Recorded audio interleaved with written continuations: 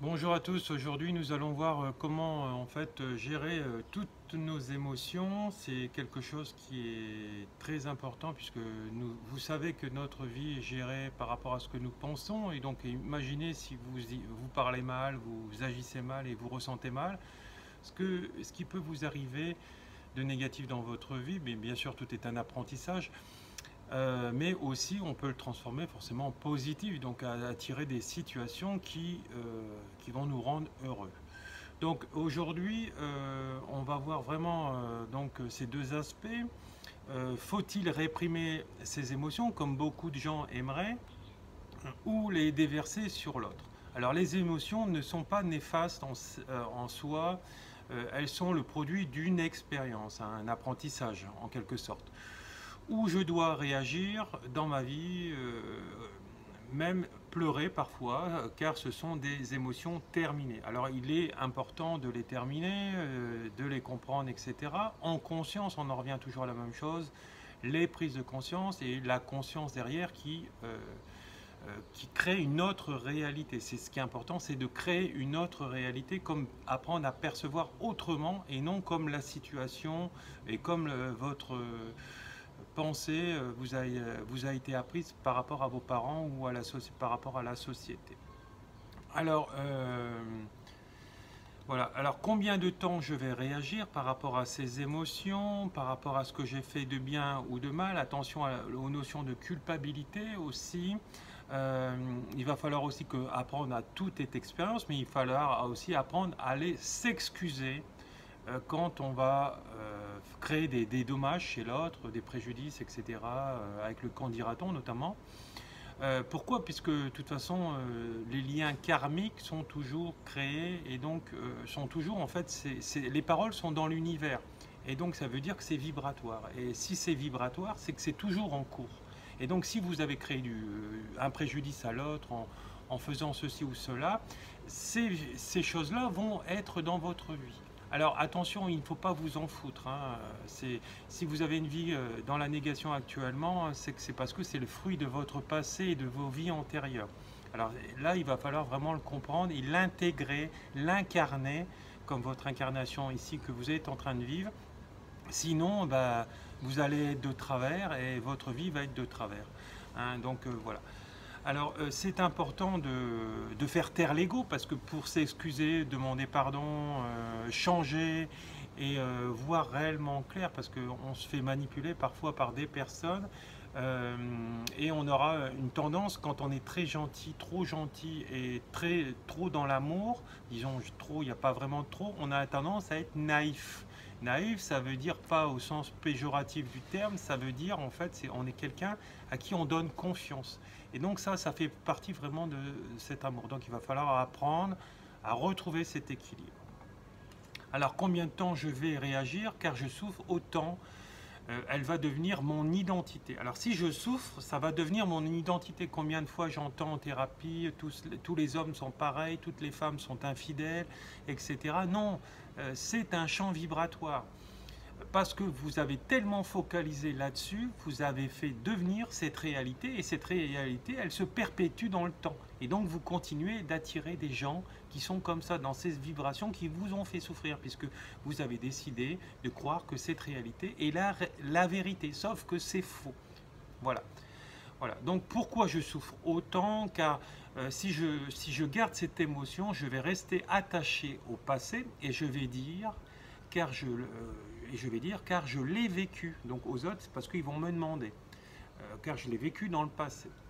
Donc c'est pas une raison. Jamais nous devons revivre les émotions passées, car sinon nous l'amplifions. Alors toutes les thérapies que vous connaissez, qui vous font vivre les expériences du passé, c'est pas la solution pour que vous guérissiez, puisque ça va vous recréer un trauma, et de ce trauma, ben, ça va continuer la perpétuation de cet acte négatif, de cette épreuve, et donc le revivre. Donc ce qu'il faut, c'est diagnostiquer en conscience, donc comprendre tout ceci et pourquoi. On va le voir plus tard. Je vous conseille d'aller à la fin de cette vidéo, puisque vous allez avoir en fait toutes les clés de comment démystifier tout ceci et comment le guérir en vous. Nous devons surmonter l'événement car c'est ce qui reste de l'événement dans notre pensée.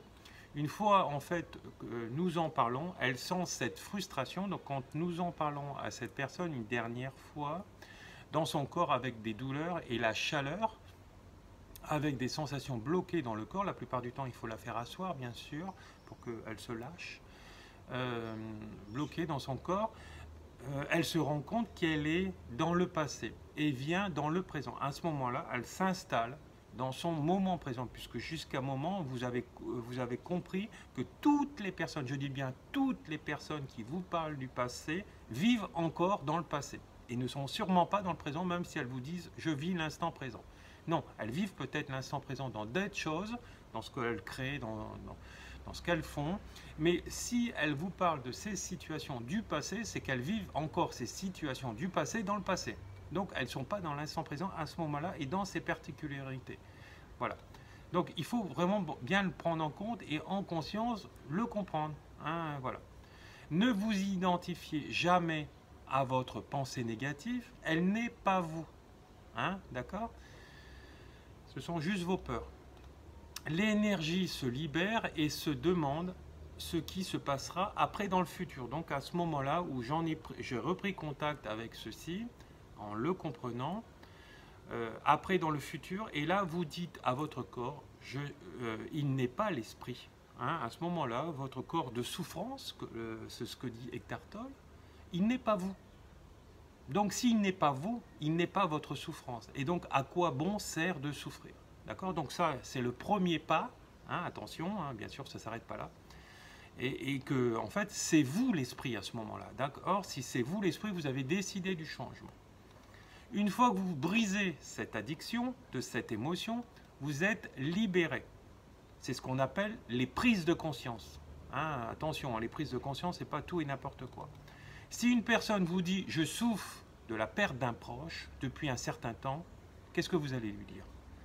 Et si c'était votre meilleur ami, vous lui dites à cette personne, vous lui direz quoi? Donc vous voyez, vous transposez la situation, ce n'est plus elle, c'est sa meilleure amie par exemple. Hein? Je lui dirais simplement, passez à autre chose, faites votre deuil de cette situation, votre deuil, donc ça veut dire c'est terminé à tout jamais. Hein? Vous avez trop longtemps souffert déjà. Si vous voulez être heureux, car cette situation est passée et terminée. Donc on ne doit plus jamais en parler.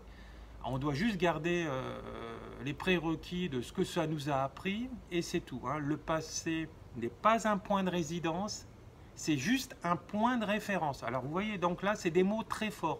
Point de référence et non de résidence. Chez beaucoup de personnes, il est votre point de résidence et c'est pour ça que vous attirez toujours des amis ou des gens qui vont vous faire du mal, qui vont vous servir de vous, ou que des hommes ou des femmes vont vous tromper, etc. Tout est vibratoire dans cette chaîne humaine et universelle. Pour résumer, il faut juste voir autrement la situation et non comme vous l'avez, comme on l'a vécu. Hein, c'est ce que je vous disais la dernière fois. C'est ce que j'ai appris moi dans ma maîtrise en psychologie, où on nous apprenait à voir autrement. Essayez, ça fonctionne, je le fais toutes les semaines en thérapie, en webcam, en présentiel à mon cabinet. Et une fois que vous aurez vécu et vous aurez vous vivez en fait la situation comme elle est et non comme vous croyez qu'elle est, et ben là, boum, vous guérisez tout en vous. Donc voilà, donc bon week-end à tous. Si vous n'avez pas compris ou vous avez quelques questions, vous retrouverez tous les renseignements pour pouvoir me joindre sous cette vidéo. Venez en consultation privée, vous verrez ça fonctionne très bien même en webcam. Et voilà, et vous allez renaître à nouveau autrement. Merci, au revoir.